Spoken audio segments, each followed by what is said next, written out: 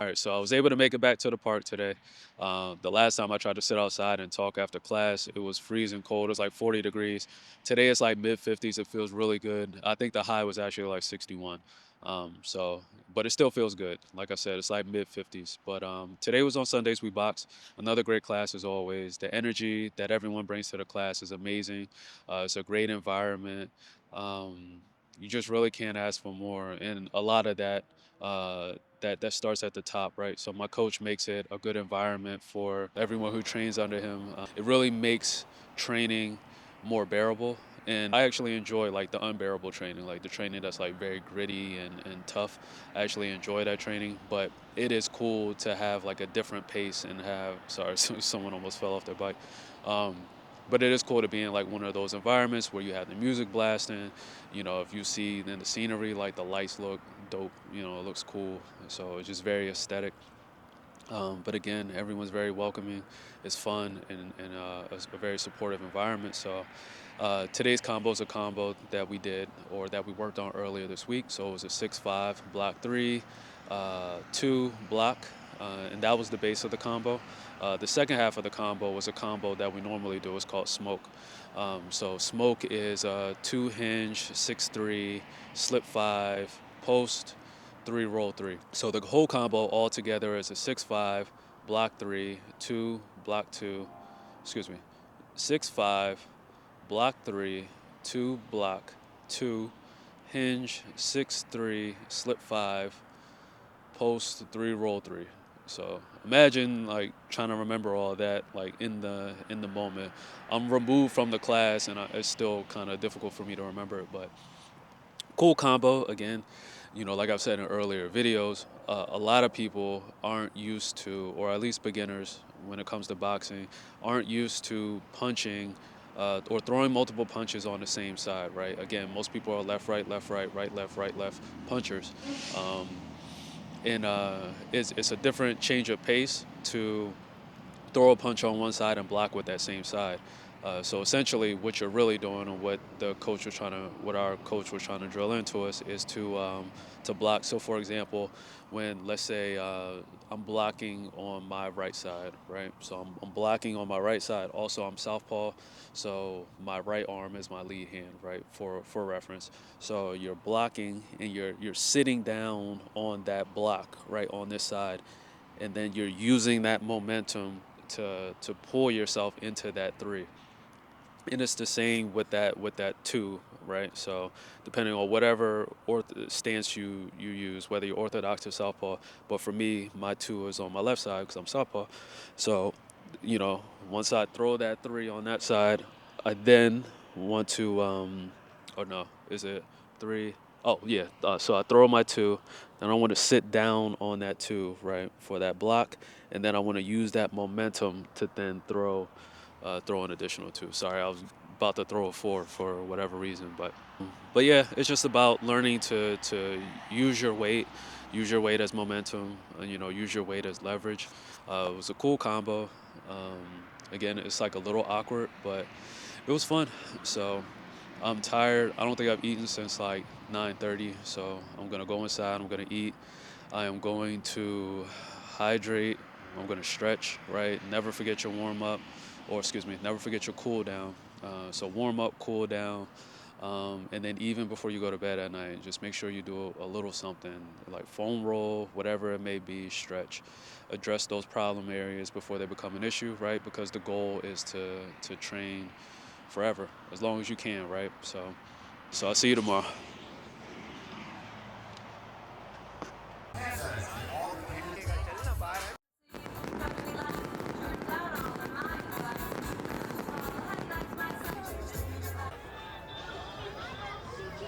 Thank you, Captain. Dog, he passed away in March.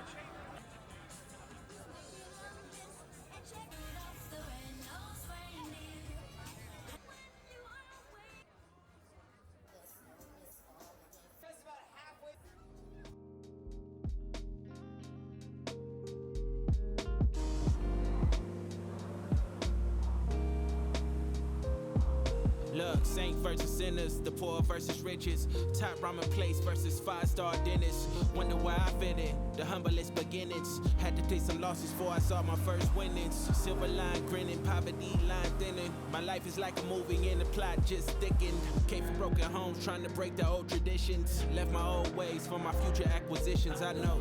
No such thing as playing both sides, I know. Life is better in the dope ride, I know. The water better in the low tide. Music better amplified, staying down for upsides, I know. No such thing as playing both sides, I know. The life is better in the dope ride, I know. The water better in the low tide. Music better amplified, staying down for upsides, I know. I know, I know, I know, I know, I know. I know, I know, I know, I know. Came up off the ignorance, coming from a family drug cycle and it's belligerent. Me, I sip a little bit. Just finished strength and conditioning for martial arts today. Good class, as always. If you watched my earlier videos, which I hope you did, and if you have time to go back and watch them, I definitely think you should, but you'll see that we were mostly on the mats, but now we've transitioned to being more inside of the CrossFit room, and we're using weights and we're using rowers. A lot of people who do martial arts don't spend a lot of time in the weight room. And when you strength train for any activity, actually, it doesn't matter what you do. Strength training just builds durability, endurance. It helps increase range of motion. If you're strength training and making sure that you're aware of range of motion, it helps increase your range of motion. But the biggest is the strength boost, the durability boost, and the boost in endurance. So highly recommend, if you play any sport, even if you don't play a sport, having muscle mass. And when I say muscle mass, I don't mean a significant amount of muscle mass, but just having a quality amount of muscle for your size, weight, age, whatever it may be, is just beneficial for longevity in general, right? And decreases all causes of mortality. So I don't want to make this just about martial arts, but in the context, I'm speaking about it in the context of martial arts.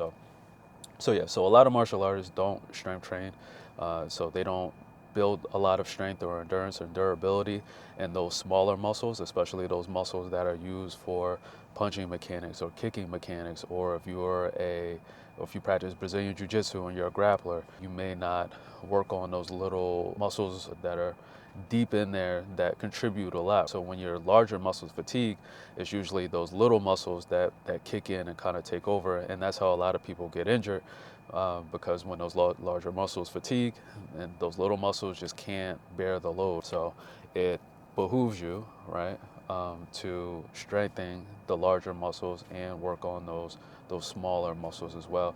Like, for example, you'll see we did some rear delt flies today.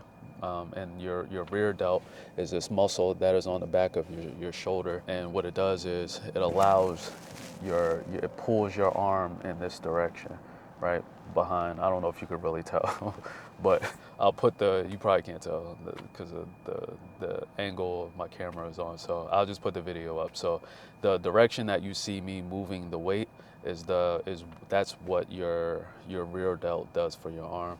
Any motion, even when it comes to retracting your arm after a punch, that little muscle helps a lot with that, and that muscle can become fatigued, and if you don't strengthen it, then it's going to fatigue faster, and then eventually it's going to lead to injury. And you'll see a lot of people who train, not even just fighters or just everyday people, who have little injuries because of fatigue, because they just don't have those durability and those small little muscles. But okay, let me speed this up because I could sit here and really talk about this all day. But so we did multiple circuits, 3 rounds. It was the rower. We tried to keep the pace under 2 minutes, and then we did that for 500 yards. Then we would do 5 or 10 walkout planks. So you'll see we'll start standing up, drop down, and walk out into a extended arm plank. Drop down to the elbows, come back up, and then walk ourselves back up, and then do that 10 times. And then we repeated that rower walkout plank cycle 3 times. Then we transition into inverted rows with the rings, into a dumbbell bench press, into reverse lunges, 10 for each. That was for 3 rounds as well. Then we transitioned into dumbbell hammer curls, into tricep dips, and then the rear delt rows that I was harping on just a couple minutes ago. So, and that was that, so 3 rounds of everything, 10 reps of everything for the most part from what I remember. Then we finished it off with foam roller. So my coach, Jordan's really good about the cool down portion and the awareness of where you may have tightness in your body. Again, it can save you in the long run if you're aware of what's tight or what may eventually be a problem. So if you can get on that foam roller or if you can stretch it out, it really helps you a lot. If you don't have a foam roller, get one. 100% get one. So you'll see that we worked on our quads. The quad is 4 muscles, hence the term quad or for quadricep. We basically just maneuvered through each section. So going north and south, rolling north and south, rotating, our quad from east to west or left to right. Then we also did the glute. Those particular areas, especially, doing martial arts, being on your feet, constantly pushing off, whatever you're doing, you'll experience a lot of tightness in that. And then again, even if you don't do martial arts, it's still the same thing. You may still experience tightness in it. Maybe you're a runner, or maybe you're just a strength athlete, whatever it may be. So definitely get a foam roller. But after we did our quads and our glutes, then we went into our upper back.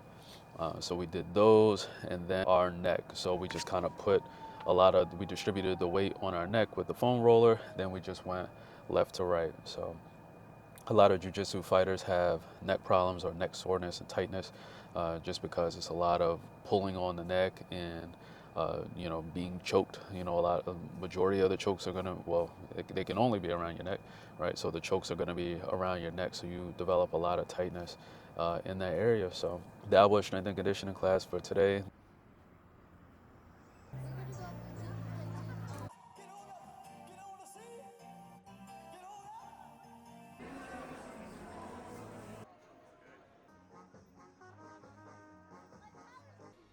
Just trying to keep a score.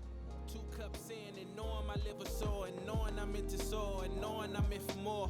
Rewriting destiny right when I hit record. Patching up the trauma, these lyrics is Neosporin. I rose from the concrete away, but it came with thorns. I know. I know, I know, I know, I know, I know.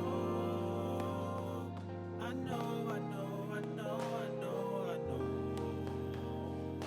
I know, I know, I know, I know, I know. I know, I know, I know, I know. I know. No such thing as playing both sides. I know. Life is better in the dope ride. I know. The water better in the low tide. Music better amplify. Staying down for upsides. I know. No such thing as playing both sides. I know. Life is better in the dope ride. I know.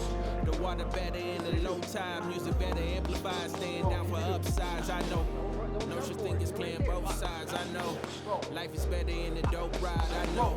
The water better in the low tide. Music better amplify. Staying down for upsides. I know. No such thing as playing both sides. I know. The life is better in the dope ride. I know.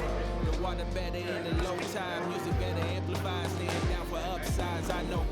No such thing as playing both sides. I know. Life is better in the dope ride. I know. The water better in the low tide. Music better amplify. Staying down for upsides. I know. No such thing as playing both sides. I know. The life is better in the dope ride. I know. The water better in the low tide. Music better amplify. Staying down for upsides. I know. No such thing as playing both sides. I know. Life is better in the dope ride. I know. The water better in the low tide. Music better amplify. Staying down for upsides. I know. No such thing as playing both sides. I know. The life is better in the dope ride. I know. The water better in the low tide. Music better amplify. Staying down for upsides.